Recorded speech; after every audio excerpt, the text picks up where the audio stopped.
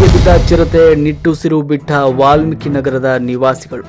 ಗಂಗಾವತಿ ನಗರದ ಜಯನಗರದಲ್ಲಿರುವಂತಹ Saint falls ಶಾಲೆಯ ಹಿಂಭಾಗದಲ್ಲಿ ಅರಣ್ಯ ಇಲಾಖೆ ಇಟ್ಟಿದ್ದ ಬೋನಿಗೆ ಇಂದು ಬೆಳಗಿನ ಜಾವ ಚಿರತೆ ಬಿದ್ದಿದೆ.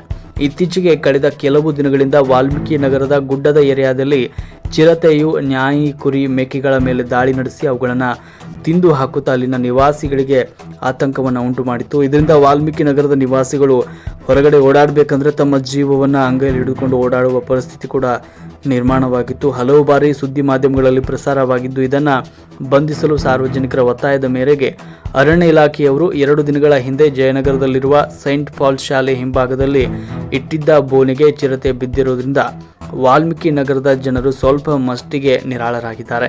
ಇನ್ನೂ ಸಾಕಷ್ಟು ಚಿರತೆಗಳಿವೆ ಎನ್ನುವಂಥ ಆತಂಕದಲ್ಲಿ ಇಲ್ಲಿನ ಜನತೆ ವಾಸಿಸ್ತಾ ಇದ್ದಾರೆ. ಅರಣ್ಯ ಇಲಾಖೆಯವರು ತುರ್ತು ಕ್ರಮ ವಹಿಸಿ ಚಿರತೆ ಹಿಡಿಯಲು ಮುಂದಾಗಬೇಕಾಗಿದೆ.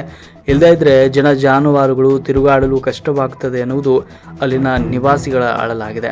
ಅರಣ್ಯ ಇಲಾಖೆಯವರು ಬೋನಿಗೆ ಬಿದ್ದ ಚಿರತೆಗಳನ್ನು ದೂರದ ಅರಣ್ಯ ಪ್ರದೇಶಕ್ಕೆ ಬಿಡಬೇಕು ಅಂತ ವಾಲ್ಮೀಕಿ ನಗರದ ನಿವಾಸಿಗಳು ಮಾಧ್ಯಮದ ಮೂಲಕ ಒತ್ತಾಯಿಸಿದ್ದಾರೆ.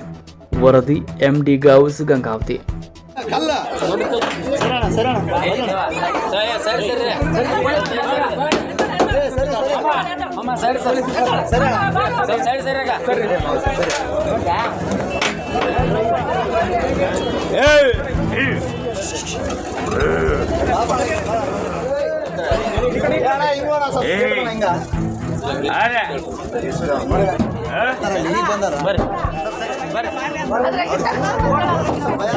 ಉಲ್ಟಾ ಮಾಡ್ರೆ ಅವ್ರಿಗೆ ಗುಣ ಬಸ್ ಗೊತ್ತಾಗುತ್ತಾ.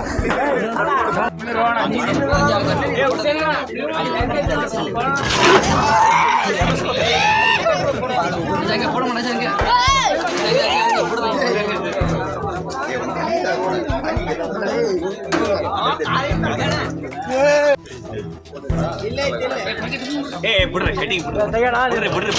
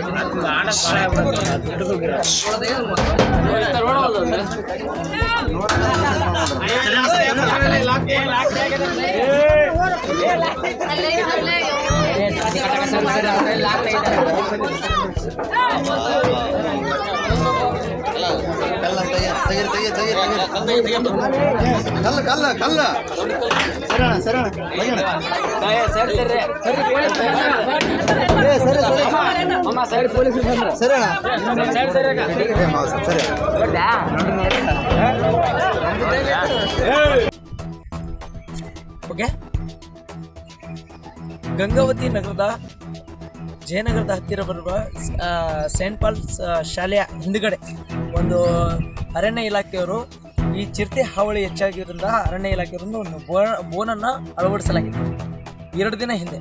ಆದರೆ ಇವತ್ತು ಬೆಳಗಿನ ಜಾವ ಸುಮಾರು 4 ಗಂಟೆಗೆ ಚಿರತೆ ಬೋನಿಗೆ ಬಿದ್ದಿದೆ.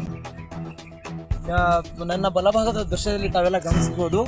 ಇದು ಸೈಂಟ್ ಪಾಲ್ಸ್ ಶಾಲೆ ಆವರಣ ಈ ಹಿಂದೆಗಡೆ. ಇಲ್ಲೆಲ್ಲ ಮಕ್ಕಳು ಒಂದು ಆಟವನ್ನು ಆಡ್ತಿರ್ತಾರೆ. ಆದರೂ ಒಂದು ದೊಡ್ಡ ಅಪಾಯವನ್ನು ತಪ್ಪಿದೆ ಅಂತ ಹೇಳ್ಬೋದು.